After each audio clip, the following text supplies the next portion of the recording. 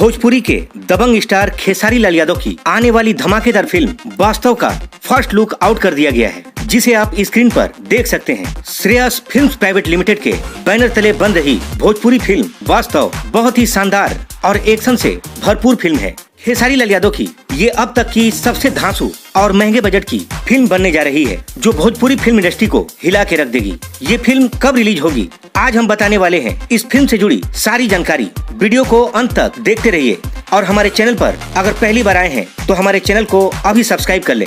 Superstar Khesari Lal Yadav की आने वाली फिल्म वास्तव को प्रोड्यूस कर रहे हैं प्रेम राय और प्रवीण कुमार जी, और इस फिल्म के डायरेक्टर हैं सुजीत कुमार सिंह। इस फिल्म के स्टार कास्ट में नजर आने वाले हैं भोजपुरी के दबंग स्टार खेसारी लाल यादव। इस फिल्म की हीरोइन का चयन अभी तक नहीं हुआ है, मगर खबरें हैं कि आम्रपाली दुबे इस फिल्म में नजर आ सकती हैं। दोस्तों, आपको बता दें कि खेसारी लाल यादव की फिल्म वास्तव पूरी तरह से एक्शन से भरपूर फिल्म है, क्योंकि इसके जो डायरेक्टर हैं सुजीत कुमार सिंह जी, जब भी फिल्म लेकर आते हैं वो सारी फिल्में धमाकेदार और ब्लॉकबस्टर साबित हुई हैं।